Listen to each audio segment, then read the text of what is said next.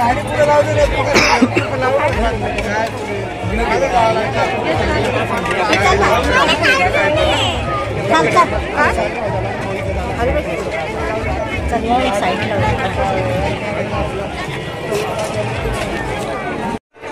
आज या ठिकाणी आपण जमतोय, बाबांना अभिवादन करतोय, पण आपल्याला काही संकल्प केले पाहिजे.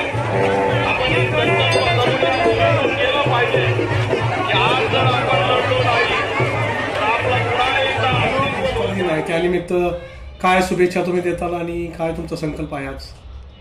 आज सर्वप्रथम सर्व भीमसैनिकांना आणि बाबासाहेबांना मानणाऱ्या लोकांना माझ्यातर्फे नामविस्तार दिवसाची खूप खूप शुभेच्छा.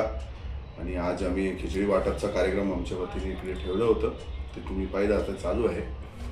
दरवर्षी काही उपक्रम असे आम्ही हाती घेतात आणि आमची अशी भावना असते की बाबासाहेबांचं जे कार्य या धर्तीवर त्यांनी केलेलं आहे त्याचं आपण स्मरण करावं आणि त्याला एक आदर्श म्हणून आपण कसा समाजामध्ये चांगलं कार्य करू शकतो आणि जे त्यांचे स्वप्न होते या भूभागासाठी त्या दिशेने आपल्याला एक भीमसैनिक म्हणून कसं काम करता येते तेच दिशेने आम्ही पण काम करतो. माझ्यातर्फे सर्वांना खूप खूप शुभेच्छा. सर, किती लोकांचं केलं असं आज तुम्ही खिचडी वाटप? आज मला वाटतं आम्ही आतापर्यंत जवळपास 3 क्विंटलचं आम्ही आता ठेवलं होतं, पण मी असं सांगितलं आमच्या लोकांना जर तुम्हाला वाटत असेल की आणखीन लागत असेल तर आणखीन मटेरियल काही वाढवलं पण म्हणे. हो, आता आणखीन वाढून घ्या म्हणून 3 क्विंटलचं आम्ही ठेवलं होतं, आता आणखीन ते आम्ही वाढवायचं. किती वाजल्यापासून चालू आहे समजा?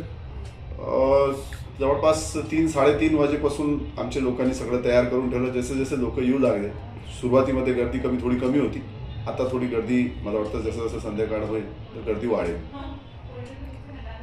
या निमित्त दलित बांधवांना काय तुम्ही मेसेज संदेश देताल?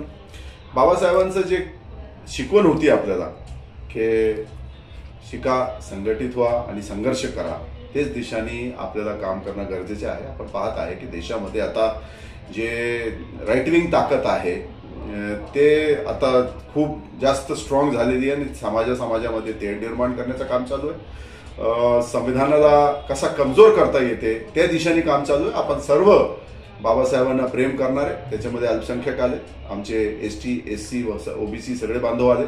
सगळ्यांना एकत्रित येऊन जे गांधीवादी आणि आंबेडकरवादी विचारधाराचे लोक आहे, आपल्याला फुले शाहू आंबेडकर विचारधाराचं महाराष्ट्र मानलं जातं, तेच विचारधाराला आपल्याला पुढे घेऊन जायचं आणि त्याला कसा मजबूत करता येते त्या दिशेने सर्वांनी मिळून काम करावे हेच माझी इच्छा आहे. सर, लोकांनी बरंच शिक्षण दिलं पण नोकऱ्या दिल्या नाही, पण नोकऱ्यासाठी तुम्ही जी धडपड करता लोकांसाठी, बेरोजगार विद्यार्थ्यांसाठी, त्याबाबत काय सांगतो? नोकरी देण्याचं काम तर खरं तरी सरकारचं होतं.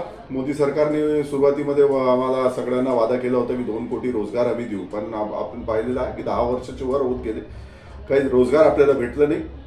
आमचा एक छोटासा प्रयत्न म्हणून आम्ही एक भीमसैनिक म्हणून समाजामध्ये काम करणारा माणूस म्हणून आम्हाला जितकं करता येते, कंपनी आपल्या आजूबाजूचे जे आहे ज्याच्यामध्ये आम्हाला असं वाटतं की इकडे काही नोकऱ्या उपलब्ध आहे, ते नोकरीचं कॅम्प आम्ही इकडे जाऊन लोकांना मदत करतो की ते नोकऱ्या त्यांना भेटावे. आपली एक प्रयत्न राहतो आपलं की आपले भागामध्ये कोणी बेरोजगार राहू नये आणि लोकांना रोजगार भेटावा. कारण की हे जे राईट विंग ग्रुप्स आहे असेच बेरोजगार युवकांना इस्तेमाल करतात, त्याला कामात घेतात आणि समाजामध्ये एक तेढ निर्माण करतात आणि द्वेष निर्माण करतात.